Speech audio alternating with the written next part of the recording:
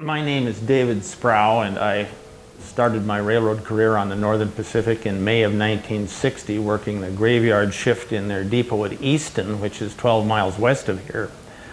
And one of the first things that I figured out was that the Milwaukee Railroad main line was about 200 feet away, and that their trains ran all during the shift while I was working, and you had to be a little bit careful when you heard a train whistle, because it's possible it might be on some other railroad and didn't even involve your duties. In later years, I worked at the Northern Pacific station in Cle Elum, and about 20 of their other stations on their Tacoma division, and I had interaction with the Milwaukee at a good number of them, such as Everett, and on the line south from Tacoma through Centralia. And over the years, I just got to know the Milwaukee people pretty well. And then when I became a train dispatcher, I got on the Northern Pacific, I got to know the Milwaukee people even better. And eventually, after the Burlington Northern merger, I was able to go out and work at the former Pacific Coast Railroad depot at Maple Valley, where I was a train dispatcher on that line between Maple Valley and Seattle. And of course, 99% of our trains were Milwaukee trains, and so my familiarity with the railroad only increased more after that. Anytime during the lifetime of the Milwaukee Railroad that either the Northern Pacific / Burlington Northern or the Milwaukee was having operational difficulties on their own line due to slides or washouts or derailments, we would use each other's railroad. We'd just start detouring our trains over the other railroad, and it was pretty simple. Our dispatchers in Tacoma would call their dispatchers on the telephone and make arrangements to start doing this within maybe an hour or two, and depending on who was detouring over whose line, we would start calling out conductors and engineers to act as pilots for the foreign railroad as it ran over our line. We just basically did it by telephone. A simple procedure of talking to each other and telling each other what was going on. Of course, from that point it would get more difficult. I mean, we would have to talk about specific things such as high and wide loads in some of the trains, or the tonnage and tonnage rating of the locomotives with respect to the operating characteristics of the different lines, but that's pretty technical and I don't think we need to get into that now. The job that I worked at Maple Valley, or indeed that existed for all of us to work there, was a combination job. We were a dispatcher and telegrapher for the Pacific Coast or Burlington Northern Railroad, and we were just simply a telegraph operator for the Milwaukee. We worked with their dispatcher.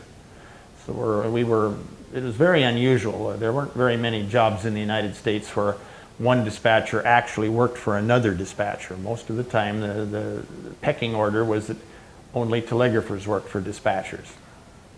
And we basically worked on kind of treated each other as equals and just got along real good and kept everything moving. At Maple Valley, that you'd look at it was just a piece of track going by in front of the depot, just like here. And you have to picture this in your mind. At one point, the Pacific Coast / Burlington Northern Railroad ended and the Milwaukee Railroad began. And it was just a continuous piece of track. But the authority for the operation changed from one railroad to the other right at that point. Well, not directly attached to Milwaukee. How did you feel though when you heard it was closing? Well, most of us were in denial on both the Milwaukee and on the Burlington Northern. We didn't think that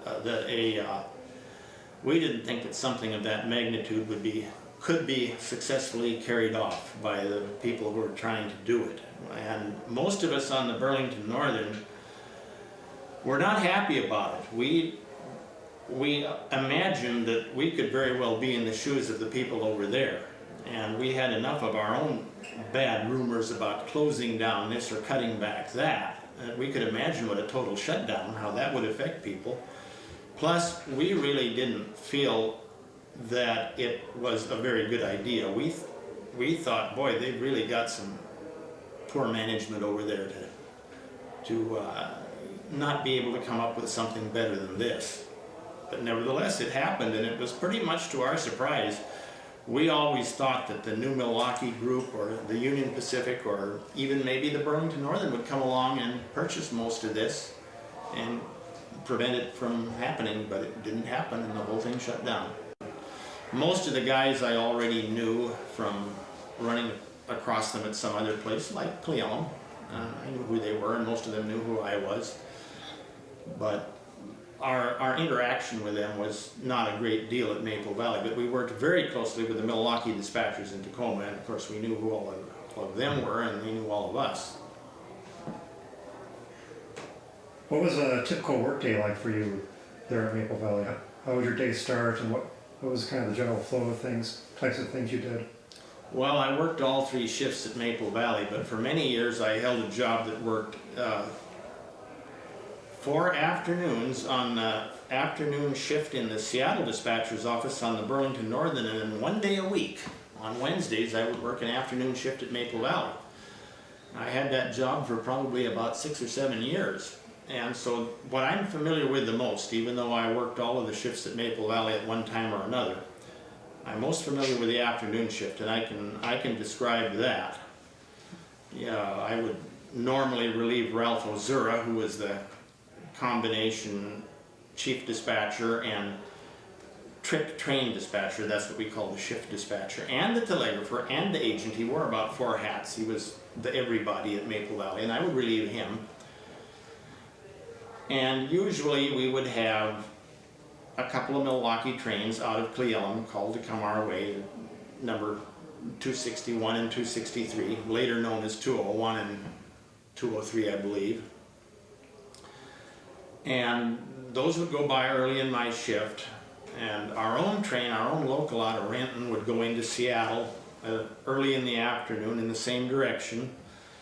And then about the time that the Milwaukee westbounds got into Black River and went off towards Tacoma on their own line, the Milwaukee would start calling eastbound trains out of Tacoma, and their dispatcher would give us the names of the train crews and all the engine numbers, and we would basically issue running orders through the operator at Tacoma Junction on the Milwaukee for these trains to run from Black River to Maple Valley.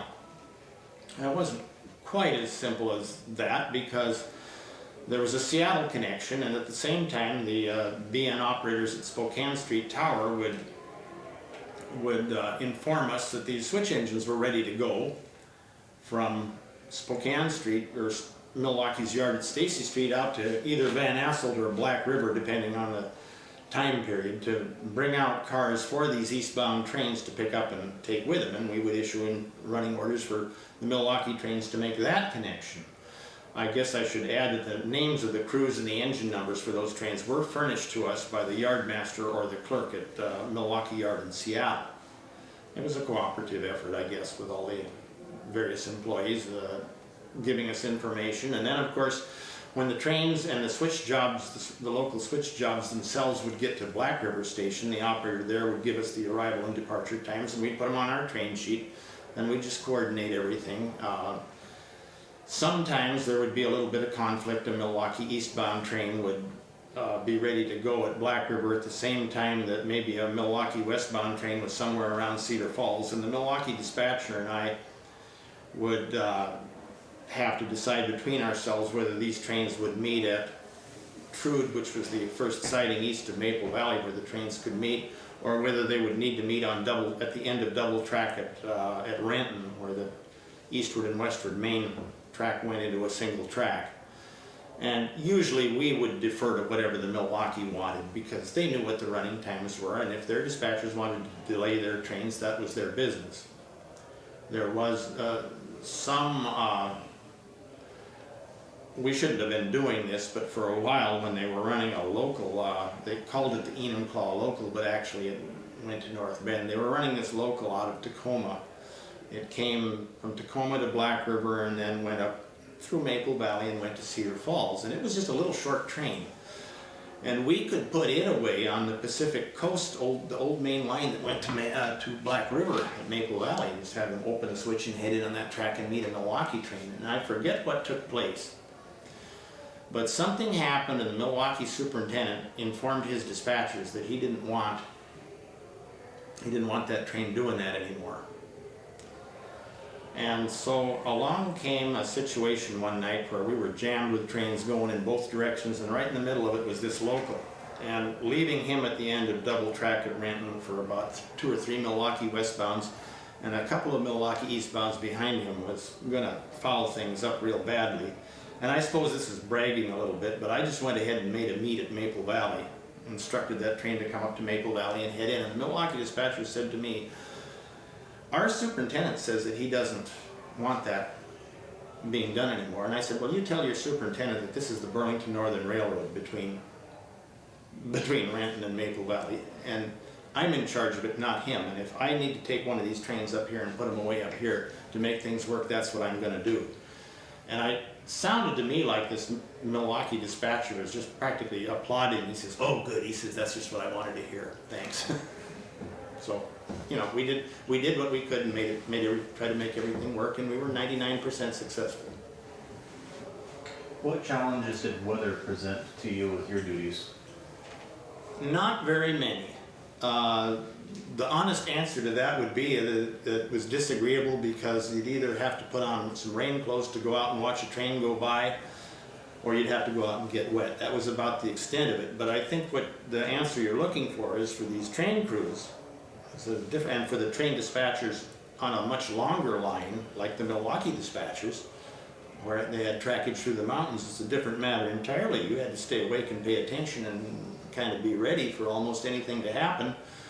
And when really bad weather threatened, you needed to kind of get your ducks together and get the phone numbers down and figure out where the section people were and get ready to call them out. Sometimes you'd even call them ahead of time and say, "Hey, I think we're going to have some problems. Let's stick close to the phone." You know, just kind of things that you learn the hard way. You learn to do things like that after the first time something happens and you didn't do it. What would some of those examples be? Some troubles that you guys had along the way, just with weather? Well, I could probably speak from my own experience, and this would be generic to all railroads. This is not a Milwaukee example. I had a situation come up one time when I was new at this, and I was informed by the various telegraph operators along the line, such as at Cle Elum and Easton and Leicester on the Northern Pacific when I was a dispatcher, that it was snowing pretty hard.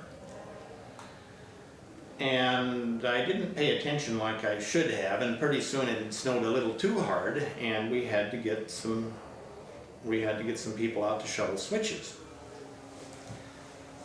And if you wait until there's too much snow on the ground for the train crews to throw the switches until you start calling people out, you're going to have problems. And this is what happened to me, and I got kind of caught short on it. And the next morning I got asked, "Why didn't you get some people out sooner?" And I basically said, "Well, I have no excuse. I was hoping it would let up, or I thought that when I called people that we could get faster service." Well, what happened was I waited until it was too late, and then we called some people out.